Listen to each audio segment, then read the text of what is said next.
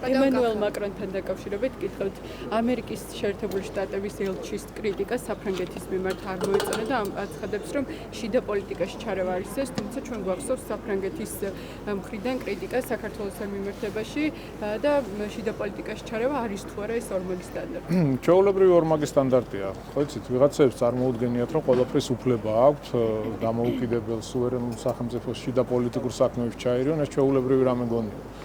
რეალურად, როდესაც თვითონ აწყდებიან იგივე პრობლემას, მაშინ უნდა გამოხდებიან და საუბრობენ, რომ როგორ შეიძლება თურმე სხვა ქვეყნის პოლიტიკურ შიდა საქმეებში ჩარევა. ეს არის კარგი მაგალითი იმისა, თუ როგორ მუშაობენ ეს ადამიანები და როგორი დამოკიდებულება აქვს სხვადასხვა ქვეყნების მიმართ, პატარა ქვეყნების მიმართ, ისეთი როგორიც საქართველო, თუმცა არავის არ დაავიწყდეს, რომ საქართველო უდიდესი კულტურის, უდიდესი ტრადიციების და წარსულის მქონე ქვეყანა, რითაც ვამაყობთ.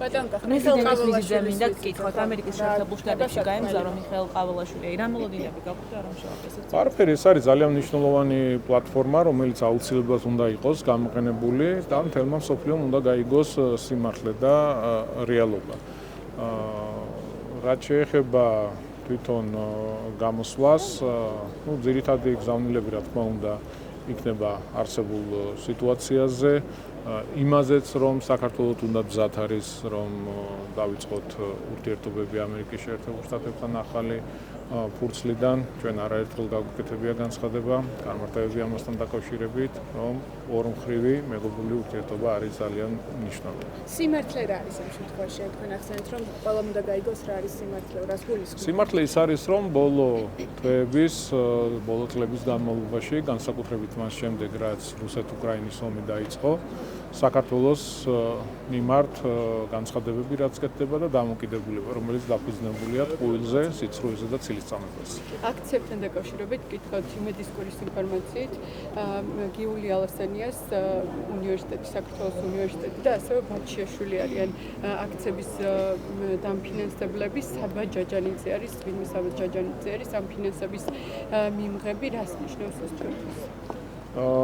ნახეთ ის სქემა რაც ჰქონდათ, რომ არასამთავრობო ორგანიზაციების გავლით, NGO სექტორის გავლით, თანხები, რომელიც შემოდიოდა, ხმარდებოდა რევოლუციების მოწყობის მცდელობას, საზოგადოების გახლეჩვის მცდელობას, სახელმწიფო გადატრიალების მცდელობას, ეს სქემა მთლიანად გაშიფრულია. ახლა უკვე დაიწყეს უნივერსიტეტების გავლით თანხების შემოტანა, თუმცა ყველაფერს მიეხედება, ყველაფერს გაეცემა კანონის ფარგლებში შესაბამისი აი ბაჩიაშვილის მხრიდან დაფინანსება აქციების ეს რას ნიშნავს? ეს მე მგონი სიახლეც არ არის, ამას თვითონაც არ უარყოფდა. თავიდან ბოლომდე პოლიტიკურ პროცესებში ჩართული იყო და ამით ცდილობდა რომ თავისი დანაშაული როგორმე გადაეფარა. ოპოზიციის გეგმებზეც გკითხავთ 4 ოქტომბრისთვის აანონსებენ რადიკალურ სცენას და რომ შეავსოთ. არაფერი არ მოხდება 4 ოქტომბერს ერთადერთი ვიზეიმებთ ქართული ოცნება დემოკრატიული საქართველოს გამარჯვებას. ეს იქნება ჩვენი ქვეყნის გამარჯვება და ქართული ხალხის გამარჯვება. ირაკლი კობახიძე რატომ არ წავიდა შეერთებულ შტატებში გაეროს ასამბლეაზე იმ პროექტებში სტადიოდა ირაკლი ღარიბაშვილი.